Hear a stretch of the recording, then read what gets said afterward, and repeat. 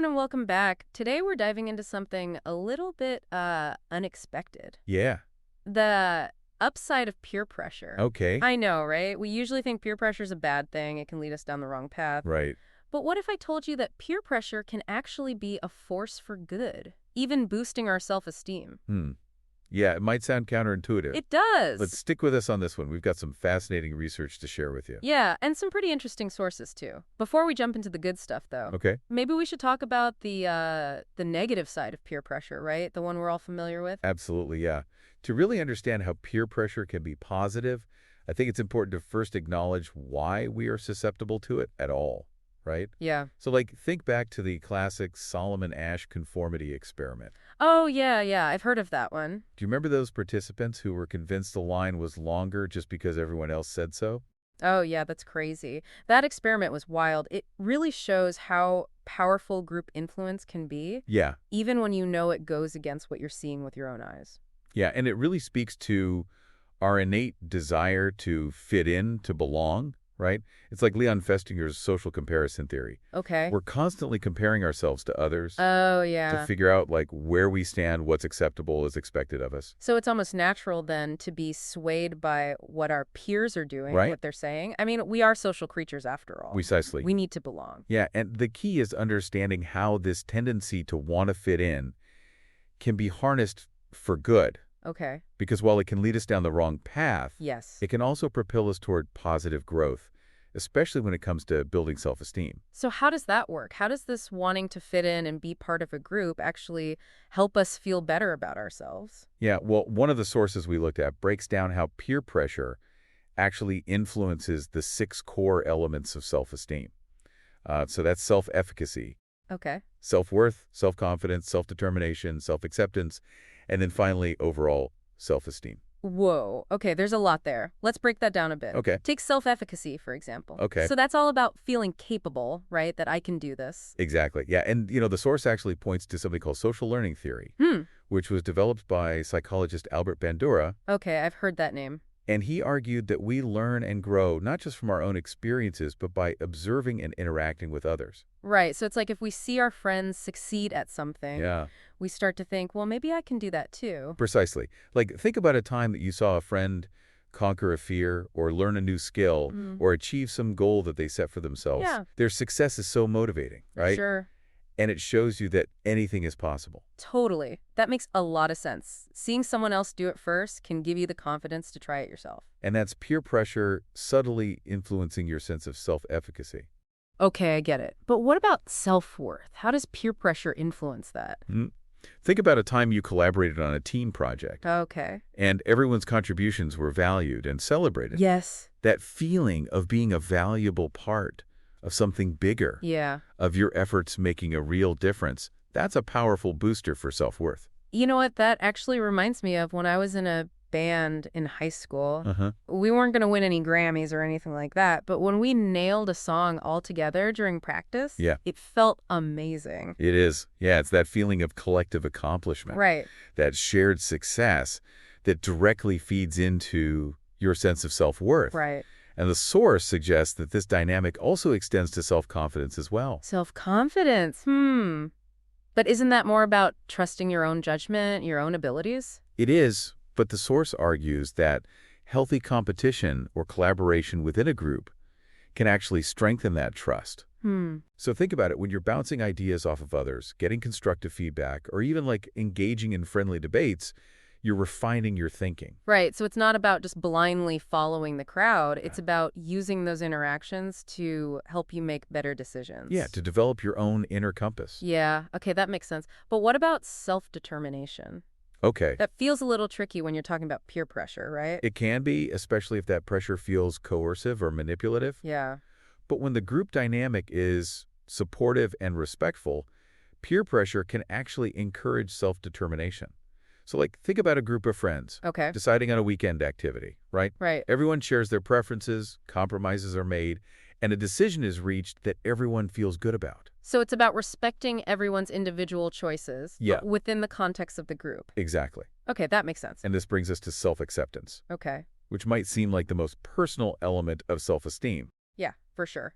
But even here, the source suggests that peer pressure can play a positive role. Wait, really? You're saying that even self-acceptance can be influenced by peer pressure? How does that work? Think about the power of unconditional positive regard. Okay. When we feel truly accepted for who we are, flaws and all, Right. by a group of people, it can be so empowering. Okay. Carl Rogers, one of the pioneers of humanistic psychology, Hmm. emphasized this idea, and it's especially potent within a group setting. So the group can be a safe space where you can be yourself Yeah, without judgment. yes, Okay, I like that. That's actually quite beautiful. it is, and it speaks to the potential for peer pressure to not only boost our confidence and capabilities, Right? but to nurture a deeper sense of belonging Yeah. and self-acceptance. Okay, so we've covered 5 of the 6 elements of self-esteem. We have. What about the last one, overall self-esteem? How does peer pressure impact that? Well, if you think of self-esteem as like the foundation of a strong, resilient sense of self, Okay. the other 5 elements are like the building blocks, right? Okay. When they're nurtured and strengthened by positive peer influence, the result is a more solid and unshakable sense of self-worth. So it's like a positive feedback loop where the group dynamic actually amplifies those positive feelings about yourself, leading to greater self-assurance and overall well-being. Precisely. Okay, cool. So we've laid the groundwork, but how do we actually make this happen? Yeah, that's a great question, and that's what we'll talk about in the next section. Okay, sounds good. Stay tuned. Okay, so my brain is officially buzzing with all of these positive peer pressure possibilities. Yeah, But how do we actually make this happen? yeah, How do we go from understanding this concept to actually putting it into practice? yeah. That's the exciting part. It is. Our sources actually offer some really practical frameworks Okay. for flipping the script on peer pressure and using it as a force for good. One of them connects to the work of Martin Seligman, Oh, one of yeah. the founders of positive psychology. Oh, I know Seligman. He's famous for his research on optimism and well-being, right? Exactly. Yeah. And in the context of peer pressure, the source highlights his concept of flow state.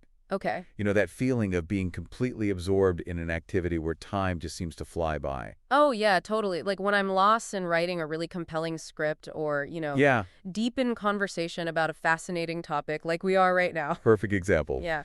Seligman discovered that we're most likely to experience these flow states when we're faced with a challenge that stretches us just beyond our comfort zone. Right.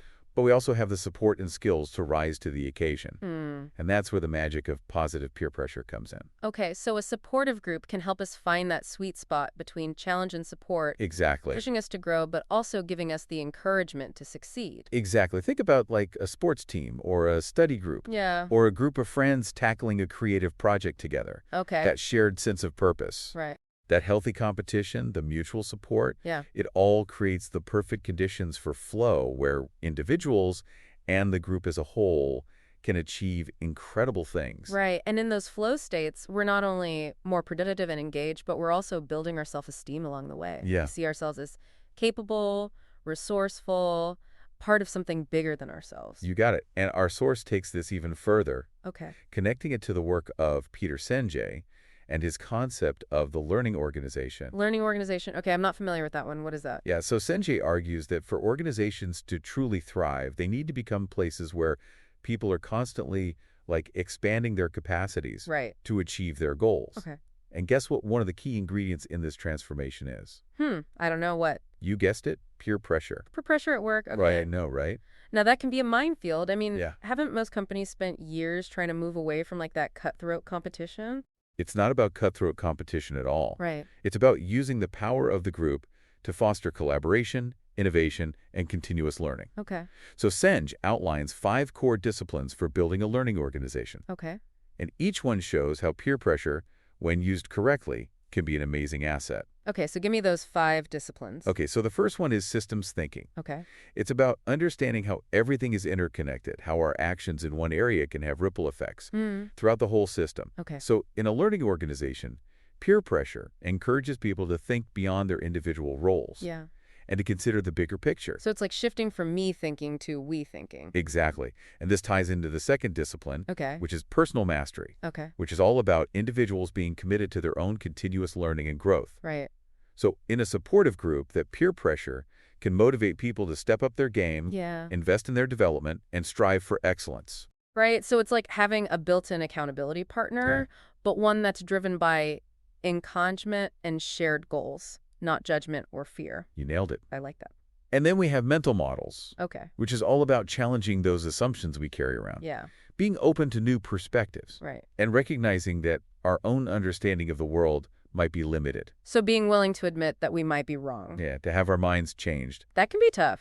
It can be, but in a group setting, peer pressure can actually help us do this.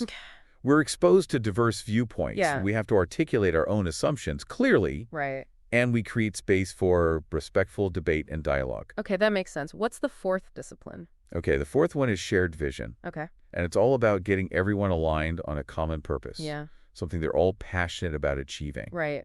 And peer pressure can play a big role here, especially when everyone is genuinely invested in reaching that shared goal. Yeah. That collective energy, Right. that feeling of being part of something bigger, it can be incredibly motivating. Right. I'm feeling the energy just talking about it. Yeah. What about the fifth discipline, the fifth and final one? The fifth one is team learning, and this is where the real magic happens. Okay. It's about creating an environment where people can freely share their ideas, learn from each other's mistakes, Right. and collaborate to solve complex problems. Okay. It's all about harnessing the collective intelligence of the group to achieve breakthroughs that wouldn't be possible individually. Right. The whole is greater than the sum of its parts. Exactly. And in a learning organization, peer pressure becomes this positive force that encourages participation, constructive feedback, Yeah. a willingness to experiment and take risks. But I'm curious, how does all this resonate with you? What stands out to you so far? You know what really stands out to me is this whole learning organization thing. Yeah. It really flips the script on how we usually think about peer pressure. Right. It's not about conforming, it's about, Right. tapping into that shared energy to push everyone forward. It is, yeah. So how do we actually make that happen? How do we create these learning organizations or find those supportive groups that can really unlock that potential? Yeah, that's the question, right? Yeah, because I'm sure our listeners are like, okay, how do I actually use this? Right. Well, our source provides some really practical applications, Okay. and they're all grounded in established psychological research. So, for example, let's start with the power of goal setting. Okay. Edwin Locke, a leading researcher in goal-setting theory, Yeah, I've heard that name. found that having clear, specific goals dramatically boosts our motivation and performance. Right. But here's the thing. That effect is amplified when those goals are shared within a group. So it's not just about setting personal goals then. It's about finding goals that you share with other people. Exactly. Like think about a study group where everyone is committed to achieving a certain grade, Right. or a running club where everyone is training for the same marathon. Yeah. That shared goal creates this sense of collective purpose Right. and accountability. It's like that saying, if you want to go fast, to go alone, but if you want to go far, go together. I love that. Yeah. It's perfect for this. It perfectly captures this. Yeah. And it leads us to another powerful application. Feedback. Okay. Rapa Prasad, Mm-hmm. he's done extensive research on feedback in organizations. Okay. And he emphasizes the importance of constructive feedback in creating that growth-oriented environment. Now, feedback can be tricky though, right? It can be, yeah. We've all been on the receiving end of feedback that felt more like criticism than like a helpful nudge. Right. So how do we make sure that feedback is constructive, especially in a group? Yeah, the key is cultivating a culture of psychological safety, Okay. where people feel comfortable giving and receiving feedback without fear of judgment. So it's about framing feedback as a gift, Right. a way to help each other grow and improve. So less about tearing each other down, more about building each other up. Exactly. Okay, I like that. And this ties into the third application, role clarity. Okay. And here's the source draws on Meredith Belbin's team role theory, Oh, yeah. which emphasizes the importance of understanding individual strengths Yeah. and weaknesses. Yeah, Belbin, didn't he identify like 9 different team roles or something like that? He did, yeah. Roles like the plant, the creative innovator, Right. the coordinator who keeps everyone on track, the resource investigator who brings in fresh ideas and connections, and so on. Right, so many different roles. Yeah, and the key is having a balance of these roles within the team. Yeah. So that everyone's strengths are being utilized and everyone feels valued for their unique contributions. So it's about finding that right fit for each person within the group Exactly. so that everyone can shine and contribute their best. Exactly. And when people are playing to their strengths, they're naturally going to experience a greater sense of self-worth Right. and accomplishment, Right. which fuels their self-esteem. And when the group succeeds, those positive feelings are amplified even further. Wow, this has been so eye-opening. It has, yeah. It's amazing how we've completely reframed peer pressure I know, it's amazing. from something to be feared to this like powerful tool for growth and connection. Yeah, it all comes down to shifting our perspectives. Yeah. We're not just individuals striving in isolation. We're social beings who thrive in supportive communities, Yes. where we can challenge and inspire each other to become the best versions of ourselves. So true. And as we wrap up this deep dive, I want to leave our listeners with a question. Okay. Think back to a time when being part of a group pushed you to achieve something you didn't think you could do alone. Hmm. How did that experience change how you view yourself? How did it impact your self-esteem? We'd love to hear your stories. Share them with us on social media using the hashtag #DeepDivePeerPower. And until next time, keep diving deep, keep challenging your assumptions, and keep exploring the surprising ways that human connection can unlock your full potential.